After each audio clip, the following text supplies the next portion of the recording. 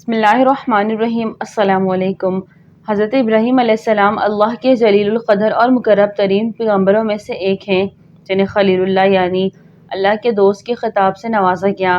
حضرت نوح علیہ السلام کے بعد آپ علیہ السلام وہ پہلے نبی ہیں جنہیں اللہ تعالیٰ نے توحید کی دعوت پھیلانے کے لیے مبعوث فرمایا۔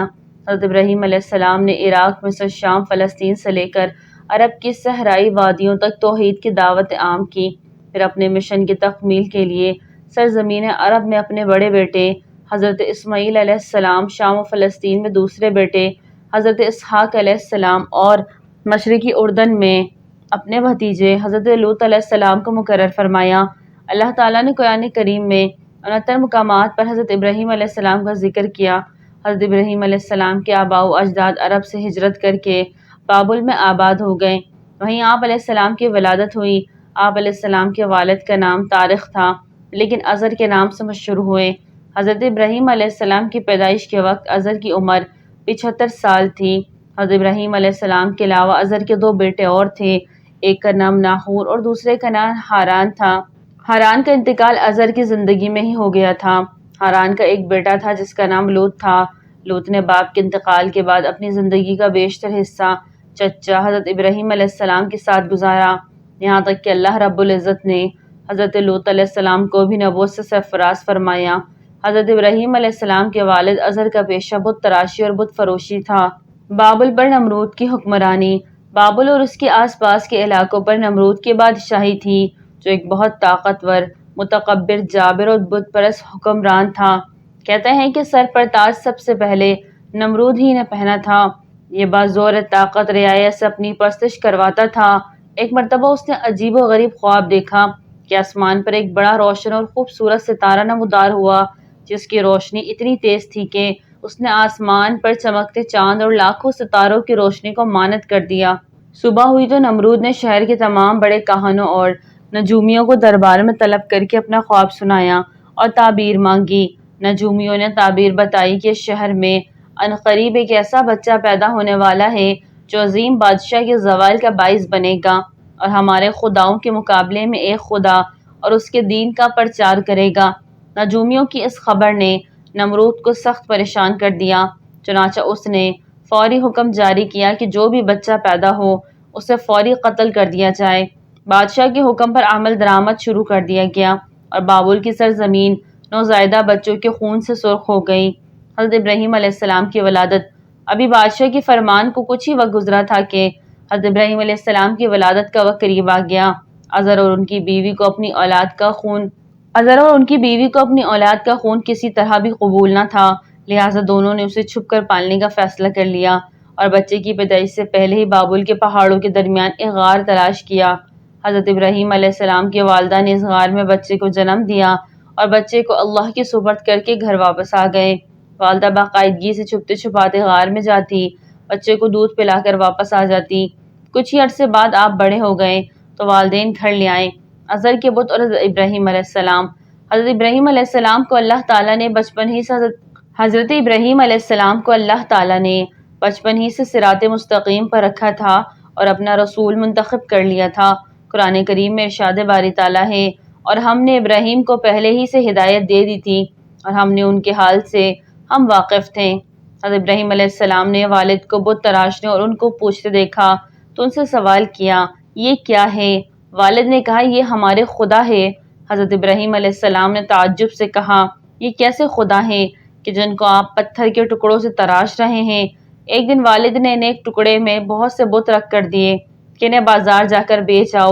والد کے حکم کی تعمیل کرتے ہوئے ٹوکرا لے کر بازار پہنچ گئے اور آواز لگائی، اے لوگو آؤ اور اپنے ان خداؤں کو خرید لو جو تم کو نفع پہنچا سکتے ہیں اور نہ ہی نقصان۔ لوگ جمع ہوتے، اپنے خداؤں کے بارے میں حضرت ابراہیم علیہ السلام کی گفتگو کو تعجب سے سنتے اور آگے بڑھ جاتے۔ بازار جانے کے یہ سلسلہ کئی دن تک جاری رہا، جب ایک بت بھی نہ بکا، بلکہ لوگوں نے حضرت ابراہیم علیہ السلام کی شکایتوں کے انبار لگا دیے تو آزر نے انہیں بازار بھیجنا بند کر دیا۔ معبود حقیقی کی جستجو اور نظام کائنات پر غور۔ اللہ تعالیٰ نے حضرت ابراہیم علیہ السلام کو بچپن ہی میں رشد و ہدایت اور عقل سلیم عطا فرمائی تھی۔ جب وہ چھوٹے تھے تو حیران ہو کر سوچتے تھے کہ اپنے ہاتھوں سے تراشے پتھر کے ٹکڑے ہمارے معبود کیسے ہو سکتے ہیں۔ انہیں اس معبود حقیقی تلاش تھی جس نے کل کائنات کو بنایا۔ دن رات اس جستجو اور فکر میں رہتے۔ پھر باری تعالیٰ نے انہیں کائنات کی کچھ اور چیزوں کا بھی مشاہدہ کروایا۔ قرآن پاک میں ارشاد ہے، اور ہم ابراہیم علیہ السلام کو آسمان اور زمینوں کے عجائبات دکھانے لگیں تاکہ وہ خوب یقین کرنے والوں میں سے ہو جائیں۔ یعنی جب رات نے ان کو پردہ تاریکی سے ڈھانپ لیا تو آسمان میں ایک ستارہ نظر آیا۔ کہنے لگے یہ میرا پروردگار ہے۔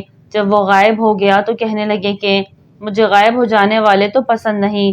پھر جب چاند کو چمکتے دیکھا تو کہنے لگے یہی میرا پروردگار ہے۔ لیکن جب وہ بھی چھپ گیا تو بول اٹھے کہ اگر میرا پروردگار مجھے سیدھا راستہ نہیں دکھائے گا تو میں ان لوگوں میں سے ہو جاؤں گا جو بھٹک رہے ہیں۔ پھر جب صبح سورج کو دیکھا کہ وہ آسمان پر جگمگا رہا ہے تو کہنے لگے میرا پروردگار یہ ہے، یہ سب سے بڑا ہے۔ مگر جب وہ بھی غروب ہو گیا تو کہنے لگے لوگو جن چیزوں کو تم اللہ کا شریک بناتے ہو میں ان سے بیزار ہوں۔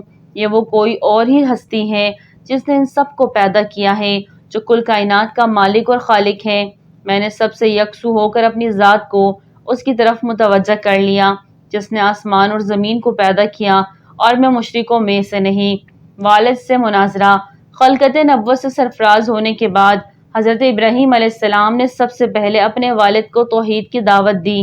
اس سلسلے میں ان کا اپنے والد سے کیا مناظرہ ہوا اسے قرآن پاک کی سورہ مریم میں یوں بیان کیا گیا ہے، اور جب ابراہیم نے اپنے والد سے کہا ابا ایسی چیزوں کو کیوں پوچھتے ہو جو سن سکتی ہے اور نہ دیکھ سکتی ہے اور نہ ہی آپ کے کچھ کام آ سکتی ہے۔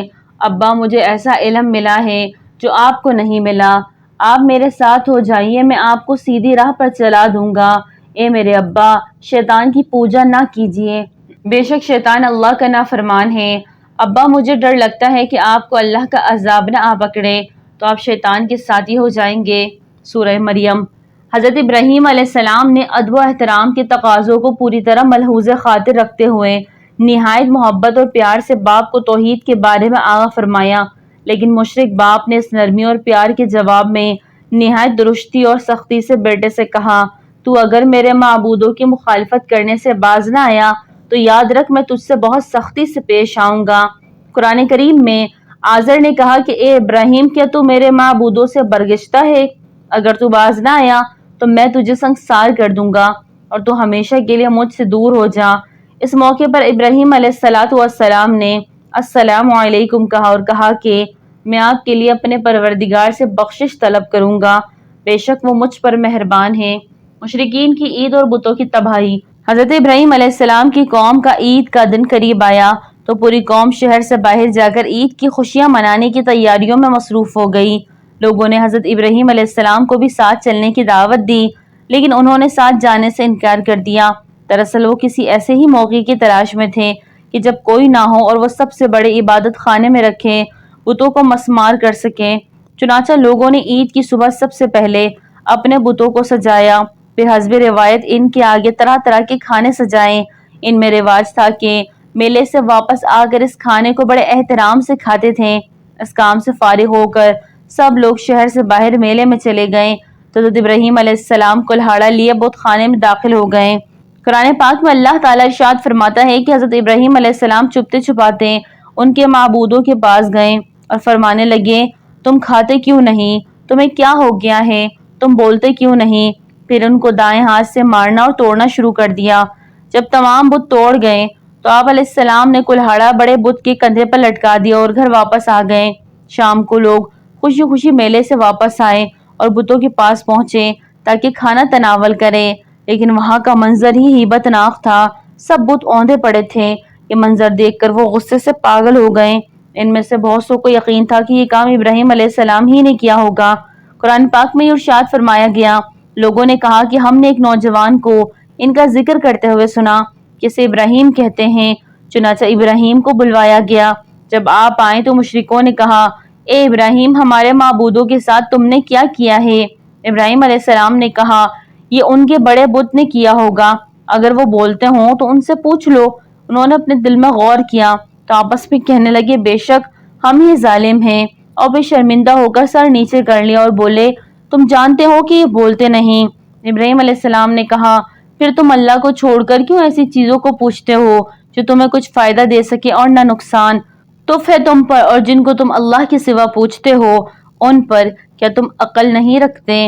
بے خطر کود پڑا آتش نمرود میں عشق۔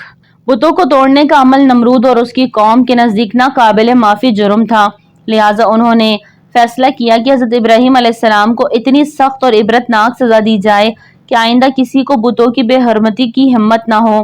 چنانچہ نمرود کے حکم پر خندق کھودی گئی، پھر قوم کے ہر فرد نے اس کام کو مقدس سمجھتے ہوئے اس میں لکڑیاں جمع کرنی شروع کی، یہاں تک کہ اگر کسی کا کوئی کام رکا ہوا تھا تو اس نے منت مانگی کہ کام ہو جائے تو ابراہیم علیہ السلام کو جلانے کے لیے لکڑی کا گھٹا دوں گا۔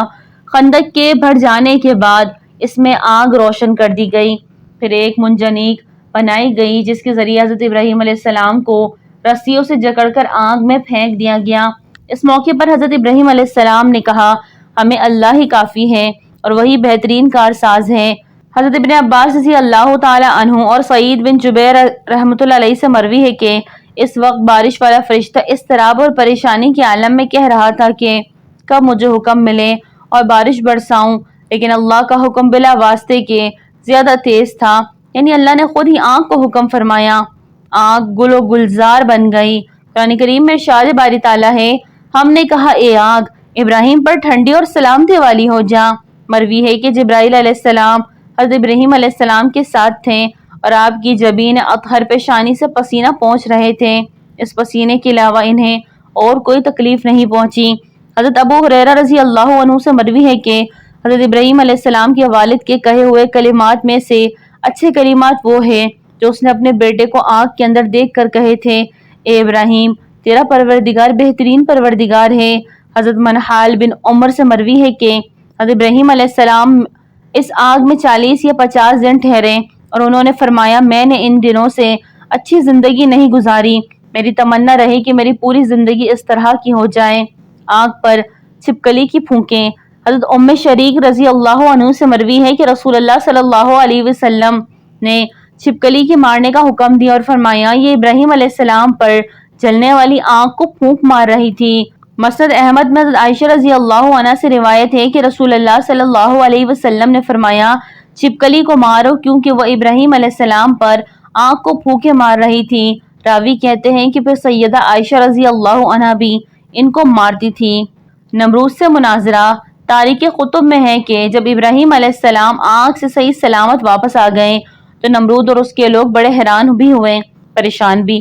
اس موقع پر نمرود نے حضرت ابراہیم علیہ السلام سے کہا، اے ابراہیم کیا تم نے اپنے اس رب کو دیکھا بھی ہے کہ وہ کون ہے اور کہاں رہتا ہے؟ ابراہیم علیہ السلام نے کہا، میرا رب تو وہ ہے جو زندہ کرتا ہے اور مارتا ہے۔ نمرود نے کہا، یہ کیا مشکل ہے، یہ تو میں بھی کر سکتا ہوں۔ اس نے اپنے 2 غلاموں کو دربار میں بلایا، ان میں سے ایک کو قتل اور دوسرے کو چھوڑ دیا، پھر بولا، دیکھو میں نے ایک کو مار دیا اور دوسرے کو زندگی دے دی۔ حضرت ابراہیم علیہ السلام نے اس کی بے وقوفی کی بات سن کر فرمایا، میرا اللہ تو سورج کو مشرق سے نکالتا ہے، تم اسے مغرب سے نکال دو۔ حضرت ابراہیم علیہ السلام کے سوال کا نمرود کے پاس کوئی جواب نہ تھا، چنانچہ وہ حواس باختہ ہو کر دربار سے اٹھ کر چلا گیا۔ بابل سے ہجرت۔ آگ میں ڈالے جانے کے بعد حضرت ابراہیم علیہ السلام نے بابل سے ہجرت کا ارادہ فرمایا اور پھر ایک دن اپنے اہل خانہ کے ساتھ حران نامی علاقے میں ہجرت کر گئے۔ حضرت ابراہیم علیہ السلام نے بابل ہی میں اپنی چچا زاد بہن حضرت سارہ علیہ السلام سے شادی کر لی تھی۔ پھر اللہ تعالیٰ نے آپ کو بیت المقدس جانے کا حکم فرمایا۔ اس وقت آپ کی عمر 75 سال تھی۔ بیت المقدس میں کچھ عرصہ قیام کے بعد آپ مصر ہجرت کر گئے۔ حضرت سارہ فرعون کے دربار میں۔ حضرت ابراہیم علیہ السلام جس وقت مصر پہنچے تو وہاں فرعونوں کی حکومت تھی اور عمر بن امرۃ القیس وہاں کا فرعون بادشاہ تھا جو نہایت عیاش، ظالم اور جابر تھا۔ کسی نے بادشاہ کو بتایا کہ ہمارے شہر میں ایک پردیسی آیا ہے جس کے ساتھ ایک حسین و جمیل عورت بھی ہے۔ فرعون نے سن کر فوری طور پر حضرت ابراہیم کو دربار میں طلب کیا اور حضرت سارہ کے بارے میں سوال و جواب کیے۔ حضرت سارہ علیہ السلام اللہ کی برگزیدہ بندی تھی اور انہیں اپنے اللہ پر بڑا یقین تھا، چنانچہ وہ طلب کرنے پر بادشاہ کے پاس تشریف لے گئیں۔ بادشاہ نے جب انہیں دیکھا تو خود پر قابو نہ رکھ سکا اور برے ارادے سے انہیں پکڑنے کے لیے آگے بڑھا۔ سارہ علیہ السلام اس وقت اپنے رب سے دعا میں مصروف تھیں۔ جیسے ہی فرعون آگے بڑھا اس کے قدم زمین میں دھنس گئے۔ بادشاہ بدحواس ہو گیا اور جلدی سے بولا، تم میرے لیے اپنے اللہ سے دعا کرو، میں تمہیں کوئی تکلیف نہیں پہنچاؤں گا۔ حضرت سارہ علیہ السلام نے دعا فرمائی کہ اے اللہ اگر یہ مر گیا تو کہاں جائے گا کہ میں نے اسے قتل کیا ہے، اے اللہ تو اسے آزاد کر دے۔ اس دعا کے بعد اللہ نے اسے آزاد کر دیا، لیکن وہ اپنی حرکت سے باز نہ آیا۔ دوبارہ آگے بڑھا تو مزید اندر گھس گیا۔ اس نے پھر دعا کے لیے کہا، حضرت سارہ نے دعا کی، وہ پھر آزاد ہو گیا۔ راوی کہتے ہیں کہ تیسری یا چوتھی بار وہ پکار اٹھا، اپنے درباریوں سے کہا کہ تم میرے پاس کس انسان کو نہیں لائے؟ پھر اس نے حضرت سارہ کو عزت و احترام سے رخصت کیا، بلکہ ایک خادمہ حضرت حاجرہ علیہ السلام بھی ان کی خدمت میں پیش کی۔ کئی محققین کے مطابق حضرت حاجرہ بادشاہ کی لونڈی نہیں بلکہ بیٹی تھیں۔ حضرت سارہ حضرت حاجرہ کو ساتھ لے کر حضرت ابراہیم کے پاس تشریف لائیں تو دیکھا کہ وہ نماز میں مصروف ہیں۔ فارغ ہو کر بیوی سے سوال کیا کہ کیا ہوا؟ حضرت سارہ علیہ السلام نے جواب دیا کہ اللہ نے کافر کے مکر کو رد کر دیا اور فاجر کی برائی کو اس کے سینے پہ دفن کر دیا۔ حضرت اسماعیل کی ولادت۔ اس واقعے کے بعد حضرت ابراہیم دوبارہ فلسطین منتقل ہو گئے۔ کچھ عرصے بیتے تو ایک دن حضرت سارہ نے حضرت ابراہیم سے فرمایا کہ میں چاہتی ہوں کہ آپ حاجرہ سے نکاح کر لیں، شاید اللہ آپ کو اولاد کی نعمت سے نواز دیں۔ اس وقت تک آپ کی اولاد نہیں ہوئی تھی، اور پھر حضرت سارہ علیہ السلام نے آپ کا نکاح حضرت حاجرہ علیہ السلام سے کر دیا۔ اللہ تعالیٰ نے سال بھر بعد ہی حضرت حاجرہ علیہ السلام کے بطن سے حضرت اسماعیل کو پیدا فرمایا۔ بعد ازاں حضرت ابراہیم علیہ السلام کے حکم سے حضرت حاجرہ اور نومولود بیٹے کو لے کر فلسطین سے نامعلوم منزل کی جانب چل پڑی۔ خانودۂ ابراہیم فاران کے بیابانوں میں حضرت ابراہیم علیہ السلام اپنی زوجہ اور لخت جگر کو 7 صحراؤں، پہاڑوں اور میدانوں کو عبور کرتے ہوئے ایک ایسی وادی میں پہنچے جہاں دور دور تک چرند پرند تھے اور نہ ہی پانی کا نام و نشان۔ لیکن حیران کن طور پر اس وادی کے درمیان ایک بوڑھا درخت نہ جانے کب سے اپنے مکینوں کے انتظار میں تنہا کھڑا تھا۔ حضرت ابراہیم نے اہلیہ کو دودھ پیتے معصوم جان جگر سمیت درخت کے نیچے بٹھایا، کھجور کا تھیلا اور پانی کا مشغیزہ پاس رکھا اور کچھ کہے بغیر واپسی کے لیے پلٹے۔ حضرت حاجرہ علیہ السلام نے جب یہ دیکھا تو لپک کر دامن پکڑا اور بولی، اے ابراہیم، ہمیں اس دشبیابان میں چھوڑ کر کہاں جا رہے ہیں؟ حضرت حاجرہ کے بار بار فریاد کرنے پر بھی آپ خاموش رہے تو انہوں نے عرض کیا، اے ابراہیم، کیا یہ اللہ کا حکم ہے؟ آپ نے فرمایا، ہاں۔ حضرت حاجرہ علیہ السلام نے سنا تو بڑے یقین اور اعتماد کے ساتھ فرمایا، پھر ہمارا پروردگار ہمیں ضائع نہیں فرمائے گا۔ حضرت ابراہیم علیہ السلام آگے بڑھ گئے، لیکن الفت پدری کے تخت مجبور ہو کر ایک ٹیلے کی اوٹ میں پہنچ گئے جہاں سے حضرت حاجرہ ان کو نہ دیکھ سکتی تھی، اور پھر باری تعالیٰ کے حضور دعا کے لیے ہاتھ اٹھا لیے، اے پروردگار، میں نے اپنی اولاد کو اس میدان بیابان میں تیری عزت والے گھر کے پاس لا بسایا ہے تاکہ یہ نماز پڑھیں، تو لوگوں کے دلوں کو ایسا کر دے کہ ان کی طرف جھکے رہیں اور ان کے میووں سے راضی اور ان کو میووں سے روزی دے تاکہ تیرا شکر ادا کریں۔ پھر ابراہیم علیہ السلام وہاں سے پلٹ گئے۔ حاجرہ پر اللہ کی رحمت سایہ فگن تھی۔ ابھی زیادہ راہ ختم ہی ہوا تھا کہ اللہ نے معصوم اسماعیل کے قدموں تلے آب زمزم جاری کر دیا۔ حضرت عبداللہ بن عباس سے مروی ہے کہ نبی کریم صلی اللہ علیہ وسلم نے فرمایا، اللہ پاک حضرت اسماعیل کی والدہ پر رحمت فرمائے، اگر وہ پانی سے چلو نہ بھرتی، اسے بہنے دیتی تو وہ ایک بہتے ہوئے چشمے کی صورت اختیار کر لیتا۔ کچھ ہی عرصے گزرا تھا کہ بنو جرہم کا قبیلہ حضرت حاجرہ کی اجازت سے وہاں آباد ہو گیا، اور پھر اللہ تعالیٰ نے جلد ہی اس غیر آباد وادی کو شہر میں تبدیل کر دیا۔ حضرت اسحاق کی پیدائش۔ حضرت ابراہیم علیہ السلام کی عمر 100 سال، حضرت سارہ علیہ السلام کی عمر 90 سال تھی جب اللہ تعالیٰ نے انہیں فرشتوں کے ذریعے حضرت اسحاق کی ولادت کی خوشخبری سنائی۔ ارشاد باری تعالیٰ ہے، ہم نے حضرت سارہ کو اسحاق اور اسحاق کے بعد یعقوب کی خوشخبری دی۔ اس نے کہا، اے ہے میرے بچہ ہوگا، میں تو بڑھیا ہوں اور میرے میاں بھی بوڑھے ہیں، یہ تو بڑی عجیب بات ہے۔ انہوں نے کہا، کیا تم اللہ کی قدرت سے تعجب کرتی ہو؟ اے اہل بیت، اللہ تم پر اللہ کی رحمت اور اس کی برکتیں ہیں۔ حضرت اسحاق کی پیدائش کے وقت حضرت اسماعیل کی عمر 13 یا 14 سال تھی۔ آداب فرزندی اور ذبیح عظیم۔ حضرت ابراہیم کو اللہ تعالیٰ نے اپنی عزیز ترین شے قربان کرنے کا حکم دیا۔ یہ خواب آپ علیہ السلام کو کئی دن تک لگاتار نظر آتے رہے۔ آپ سمجھ گئے کہ اللہ تعالیٰ بیٹی کی قربانی کا حکم دے رہا ہے۔ حدیث مبارکہ میں ہے کہ انبیاء کے خواب بھی وہی ہوتے ہیں۔ چنانچہ آپ نے مکہ مکرمہ جانے کا قصد فرمایا اور صاحبزادے کو اپنا خواب سنایا۔ اللہ عز و جل قرآن کریم میں فرماتا ہے، اور جب وہ ان کے ساتھ دوڑنے کی عمر کو پہنچا تو ابراہیم نے کہا، بیٹا، میں خواب میں دیکھتا ہوں کہ گویا تم کو ذبح کر رہا ہوں، تو تم سوچو کہ تمہارا کیا خیال ہے؟ انہوں نے کہا، ابا جان، جو آپ کو حکم ہوا وہی کیجیے، اللہ نے چاہا تو آپ مجھے صابرین میں پائیں گے۔ جب دونوں نے حکم مان لیا اور باپ نے بیٹے کو ماتھے کے بل لٹا دیا تو ہم نے ان کو پکارا کہ اے ابراہیم، تم نے خواب سچا کر دکھایا، ہم نیکوکاروں کو ایسا ہی بدلہ دیا کرتے ہیں۔ بلا شبہ یہ صریح آزمائش تھی اور ہم نے ایک بڑی قربانی کو ان کا فدیہ بنایا اور پیچھے آنے والوں میں ابراہیم کا ذکر خیر باقی چھوڑ دیا کہ ابراہیم پر سلام ہو، نیکوکاروں کو ہم ایسا ہی بدلہ دیا کرتے ہیں۔ حضرت ابراہیم کی قربانی بارگاہ خداوندی میں قبول ہوئی اور ان کے سعادت مند اور فرما بردار بیٹے کی جگہ جنت سے بڑی آنکھوں اور سفید رنگ کا ایک خوبصورت مینڈا ذبح ہوا۔ اللہ تعالیٰ نے اس عظیم قربانی کو رہتی دنیا تک کے لیے جاری کر دیا۔ حضرت اسماعیل علیہ السلام کو خراج تحسین پیش کرتے ہوئے علامہ محمد اقبال نے فرمایا، یہ فیضان نظر تھا یا مکتب کی کرامت تھی، سکھائی کس نے اسماعیل کو آداب فرزندی۔ حضرت حاجرہ کی وفات اور حضرت اسماعیل کا نکاح۔ حضرت اسماعیل کی عمر 15 سال تھی کہ آپ علیہ السلام کی والدہ اور دنیا کی عظیم ترین صابر و شاکر خاتون حضرت حاجرہ اس دنیا سے رخصت ہو گئیں۔ حضرت اسماعیل کو والدہ سے بچھڑنے کا بڑا غم تھا، بلکہ پورا قبیلہ سوگ میں ڈوبا ہوا تھا۔ بنو جرہم کے لوگوں نے حضرت حاجرہ کو آب زمزم کے چشمے کے قریب ہی دفن کر دیا۔ اب حضرت اسماعیل علیہ السلام اکیلے رہ گئے، چنانچہ قبیلے کے لوگوں نے آپ کی شادی عمارہ نامی خاتون سے کر دی۔ حضرت ابراہیم علیہ السلام کو اہلیہ اور صاحبزادے کی یاست آئی تو مکہ مکرمہ تشریف لے آئے۔ صاحبزادے کے گھر کا دروازہ کھٹکھٹایا۔ حضرت اسماعیل علیہ السلام گھر پر نہ تھے۔ ان کی اہلیہ کی سرد مہری اور نامناسب رویے کی بنا پر گھر کی چوکھٹ تبدیل کرنے کا مشورہ دے کر چلے گئے۔ حضرت اسماعیل علیہ السلام گھر آئے اور والد کا پیغام ملا تو اہلیہ کو طلاق دے دی۔ کچھ عرصے بعد حضرت ابراہیم علیہ السلام پھر تشریف لائے۔ اس مرتبہ بھی حضرت اسماعیل علیہ السلام گھر پر موجود نہ تھے۔ دروازہ کھٹکھٹایا تو اہلیہ نے دروازہ کھولا۔ یہ بنو جرہم کے سردار مغزاز بن عمر کی صاحبزادی تھیں۔ انہوں نے حضرت ابراہیم کو نہایت عزت احترام کے ساتھ گھر کے اندر بلایا، ان کی خاطر مدارت کی، ان کے ہر سوال کے جواب میں اللہ کا شکر ادا کیا۔ حضرت ابراہیم علیہ السلام بہت خوش ہوئے، فرمایا، اسماعیل آئے تو کہنا تیرے گھر کی چوکھٹ بہت اچھی ہے، اسے تبدیل نہ کرے۔ بیت اللہ شریف کی تعمیر۔